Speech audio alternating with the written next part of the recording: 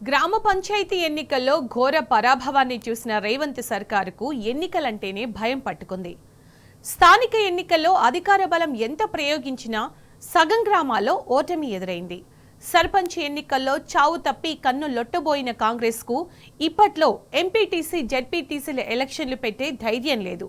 పంచాయతీ ఫలితాల ఎఫెక్ట్తో ప్రాదేశిక పోరుకు 6 నెలలు బ్రేకులు వేసింది రేవంత్ సర్కార్.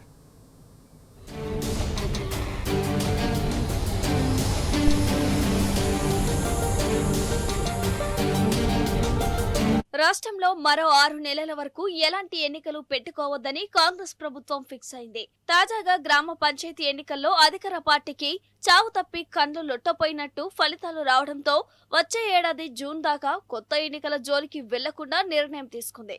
గ్రామీణ స్థాయిలో బీఆర్ఎస్ పార్టీ అంచనాకు మించి పోటీ ఇచ్చిందని ఆందోళన పడుతోంది కాంగ్రెస్ ప్రభుత్వం. పంచాయతీ ఎన్నికలు పార్టీ గుర్తుల మీద జరగలేదు కాబట్టి బచాయించామని అనుకుంటున్నారు. భవిష్యత్తులో వచ్చేవన్నీ పార్టీల గుర్తు మీద జరిగే ఎన్నికలు కావడంతో పూర్తిస్థాయి కసరత్తు లేకుండా పరిషత్ ఎన్నికలు, మున్సిపాలిటీ ఎన్నికలకు వెళ్లకూడదని నిర్ణయించారు.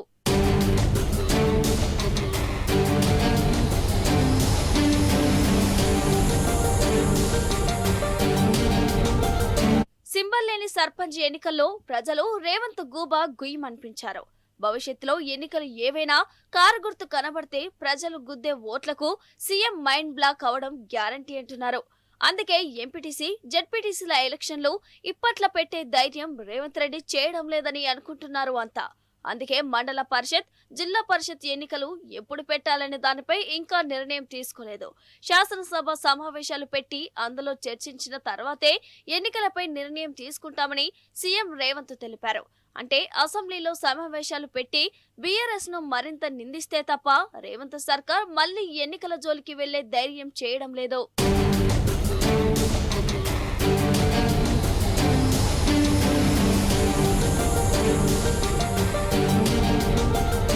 గ్రామ పంచాయతీ ఎన్నికల్లో అధికార బలాన్ని ప్రయోగించిన ఫలితాలు కాంగ్రెస్ కు అనుకూలంగా రాలేకపోయాయి. 3 విడతలుగా జరిగిన స్థానిక ఎన్నికల్లో కాంగ్రెస్ మద్దతిచ్చిన అభ్యర్థులను గెలిపించే బాధ్యతలను ఏకంగా జిల్లా మంత్రులు, ఎమ్మెల్యేలు తీసుకున్నారు. సీఎం స్థాయిలో ఉన్న రేవంత్ ఏకంగా జిల్లా పర్యటనలు చేసి ప్రచారం చేశాడు. ఎమ్మెల్యేలు, ఎమ్మెల్సీలను పోలింగ్ కేంద్రాల వద్ద కుర్చీలు వేసి కూర్చోబెట్టినా ఆశించిన ఫలితం రాలేదు. 3 విడతల్లో కలిపి కాంగ్రెస్ మద్దతుదారులు 6,874 మంది, బీఆర్ఎస్ బలపరిచిన వారిలో 3,994 మంది సర్పంచులుగా విజయం సాధించారు. అంతేకాదు, కాంగ్రెస్ గెలిచిన స్థానాల్లో దాదాపు 800 మంది సర్పంచులు 10 లోపు ఓట్ల మెజారిటీతో గెలిచిన వాళ్లు ఉన్నారు. అందులో అప్రజాస్వామ్యయుతంగా గెలిచిన సర్పంచులు కూడా ఉన్నారు. ఈ లెక్కన ప్రతి పంచాయతీలో బీఆర్ఎస్ పార్టీ గట్టి పోటీ ఇచ్చినట్టు ఇంటెలిజెన్స్ వర్గాలు సీఎం రేవంత్ కి నివేదిక అందించినట్టు సమాచారం. అందుకే ఇప్పట్లో ఎన్నికలకు వెళ్లొద్దని నిర్ణయం తీసుకున్నట్లు తెలుస్తోంది.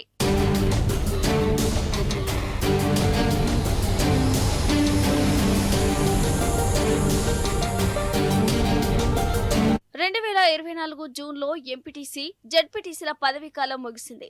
దాదాపు 18 నెలల నుంచి ఆశావాహులు ప్రాదేశిక ఎన్నికల కోసం ఎదురు చూస్తున్నారు. తాజాగా పంచాయతీ ఎన్నికలు ముగియటంతో గ్రామ శ్రేణి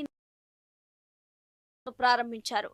తాము సర్పంచులను గెలిపించుకొని వచ్చామని, ఎంపీటీసీ, జెడ్పీటీసీ టికెట్లు తమకు కేటాయించాలని నాయకుల చుట్టూ తిరుగుతున్నారు. దీనికి తోడు బీసీ రిజర్వేషన్ల పంచాయతీ ఇంకా తేలనేలేదు. అధికారంలోకి వస్తే స్థానిక ఎన్నికల్లో బీసీలకు 42% రిజర్వేషన్లు అమలు చేస్తామని కాంగ్రెస్ హామీ ఇచ్చింది. బిల్లులను అసెంబ్లీలో ప్రవేశపెట్టగా బీఆర్ఎస్ తో మిగిలిన పార్టీలు మద్దతు ఇచ్చి బిల్లులకు ఆమోదం తెలిపాయి. అసెంబ్లీ తీర్మానం చేసి పంపిన బిల్లులు కేంద్రం వద్ద పెండింగ్ లో ఉన్నాయి. ఈ బిల్లు అలా ఉండగానే ప్రభుత్వం బీసీలకు 42% రిజర్వేషన్లు అమలు చేస్తూ ఉత్తర్వులు జారీ చేసింది. అయితే జీవోపై కోర్టులో కేసు ఉన్న నేపథ్యంలో నోటిఫికేషన్ ను ఎన్నికల కమిషన్ వెనక్కి తీసుకుంది. అనంతరం ప్రభుత్వం బీసీ రిజర్వేషన్లు లేకుండానే పంచాయతీ ఎన్నికలు నిర్వహించింది. ఇలా ఎన్ని గేమ్లు ఆడుతున్నా కాంగ్రెస్ ప్రభుత్వ కుట్రలను ప్రజలు ఎండగడుతూనే ఉన్నారు. ఇప్పుడు వచ్చే ఏ ఎన్నికల్లో అయినా గులాబీ జెండా రెపరెపలాడటం తథ్యమనేలా మారింది పరిస్థితి.